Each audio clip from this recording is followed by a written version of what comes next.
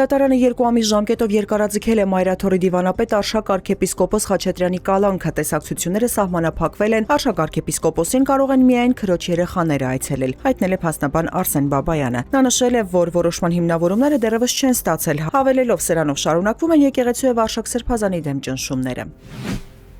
Հայաստանում կառուցվելիք ատոմակայանի տիպը մոդուլային պետք է լինի, հայտնել է տարածքային կառավարման եւ ենթակառուցվածքների նախարար Դավիթ Խուդատյանը։ Նա հավելել է, որ շարունակվում են ուսումնասիրությունները եւ Ռուսաստանի եւ Միացյալ Նահանգների ու Չինաստանի հետ կապված։ Միաժամանակ մոդելի ընտրությունը կկատարվի 2026 կամ 27 թվականի ընթացքում, դրանից կախված որոշվի, թե որ երկրի հետ են իրականացվելու ատոմակայանի աշխատանքները։ Ինչ վերաբերում է երկաթգծին, Խուդատյանը վերահաստատել է Փաշինյանի հայտարարությունը, Հայաստանը երկաթգծի Իջևանի եւ Ախուրիկի հատվածները կառուցելու համար բանակցում է Ռուսաստանի հետ։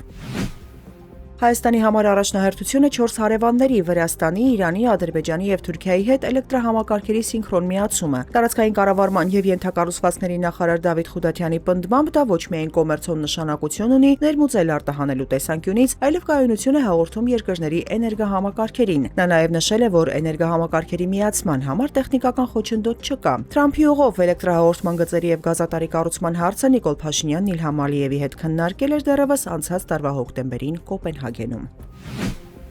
Ռուսաստանը պատրաստ է նոր իրականությանը, երբ միջուկային զինատեսակների վերահսկման սահմանափակումներ այլևս չեն լինի New Start պայմանագրի ժամկետի ավարտից հետո, հայտարարել է Ռուսաստանի փոխարտգործնախարար Սերգեյ Ռաբկովը։ Փետրվարի 5-ին լրանում է Ռուսաստանի եւ Միացյալ Նահանգների կողմից կնքված միջուկային մարտագլխիկների քանակը սահմանափակող պայմանագրի ժամկետը։ Եթե կողմերը չերկարացնեն այն, առաջին անգամ ավելի քան 50 տարվա ընթացքում Մոսկվան ու Վաշինգտոնը պարտավորություններ չեն ունենա միջուկային ոլորտում։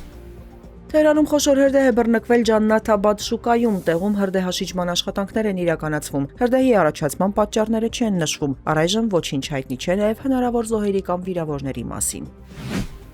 ԱՄՆ նախագահի հատուկ բանագնաց Սթիվ Ուիտկոֆն ու Իրանի արտգործնախարար Աբբաս Արաղչին կհանդիպեն ուրբաթ Ստամբուլում, հայտնում է Axios-ի աղբյուրը։ Ամերիկացի պաշտոնյան անանունության պայմանով տեղեկացրել է, որ Ստամբուլում կայանալիք հանդիպմանը կողմերը կկենտրոնանան պատերազմը կանխող փաթեթային համաձայնագրի մշակման վրա։ Աղբյուրը նշել է նաև, թե ԱՄՆ նախագահի վարչակազմը հույս ունի, որ Իրանը հանդիպմանը կգնա պատրաստ անհրաժեշտ փոխզիջումների։